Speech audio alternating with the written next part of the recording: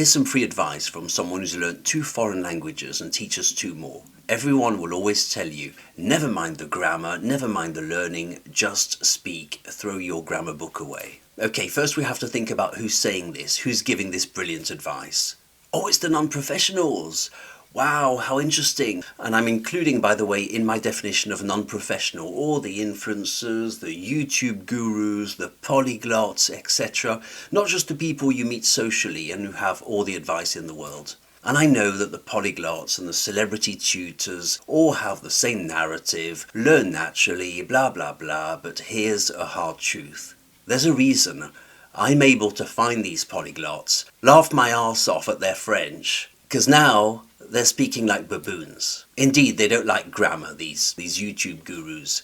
There's also something else they don't have. It's a structured mind to understand language as a linguist does. They speak at top speed, these influencers. They always speak at top speed, it's very impressive, etc. But once you take it apart, as I've done, you take it apart, you see that their French makes no sense at all. And I've already done it with 4 different influencers in 3 videos, and I've proven it. The speak now advice always comes from people who have no true notion, and don't have a technical knowledge of their own level. They can't even evaluate their own level in a foreign language. This advice is always based on the assumption that speaking is the tool by which we learn. And to this I always say, oh yes? Why? Why is speaking the tool by which we learn? Where does this come from?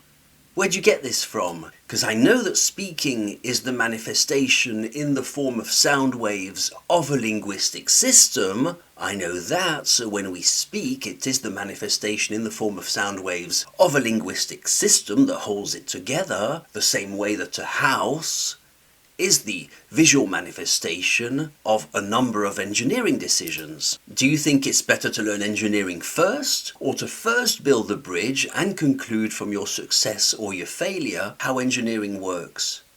Which should come first, do you think, engineering or building? And my example isn't far-fetched at all. I'll explain why. If I say bonjour, je m'appelle Chris, bonjour, je m'appelle Chris, hello, my name is Chris, I can already point towards 6 skills.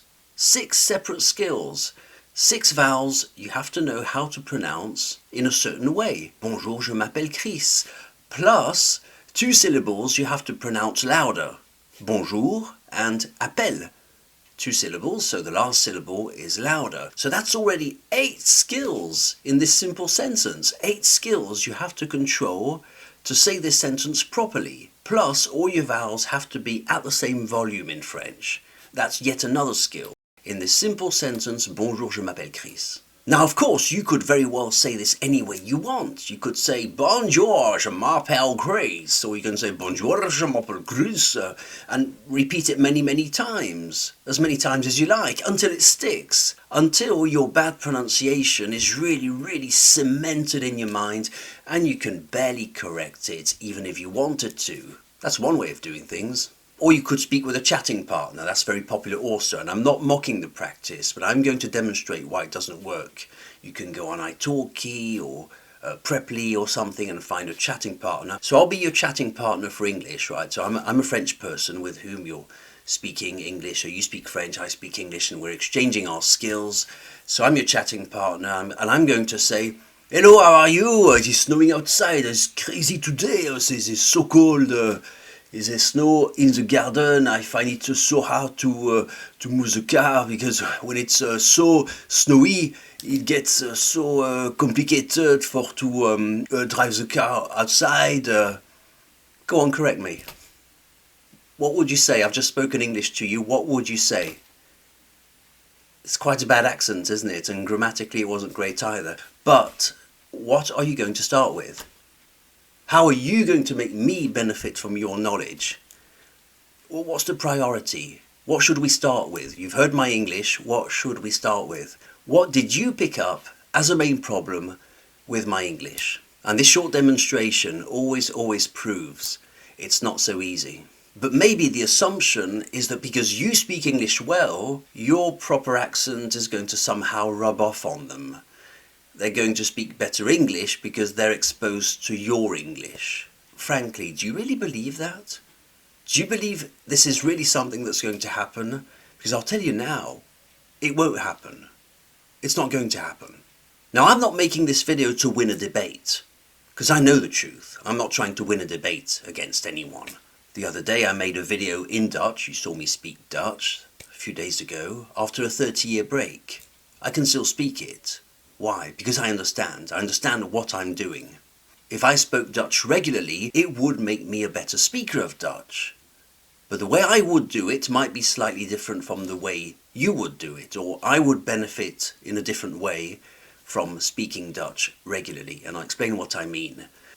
It would only mean that my reflex skill would accelerate, so the elasticity part of my Dutch would accelerate. So I would accelerate a skill that I had already learned. You see where the difference is? It would only accelerate a skill already learned. It would accelerate my grammar of Dutch and my technical understanding.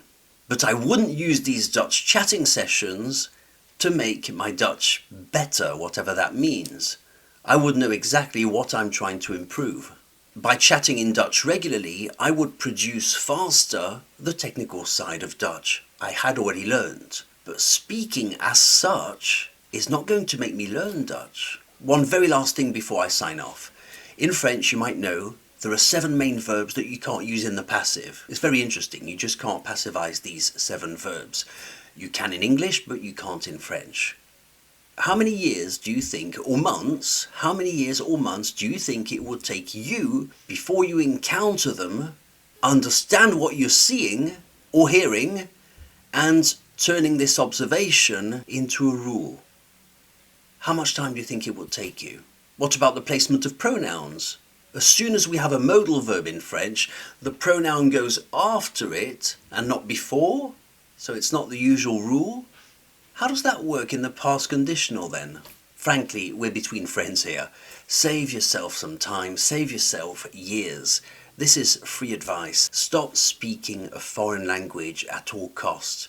Speaking is not the tool by which we learn. I know we all want to do it because it's really, really gratifying. My advice, learn well first as a first step, and you have the rest of your life to accelerate the skill that you have learned. But you're not going to do it the opposite way round. It's not going to work. And before we say goodbye, you can go to wecommunicate.com. Your first 10 free lessons are waiting for you. I hope this advice was useful. It does go against the grain, I know that, but I would say watch out who you listen to.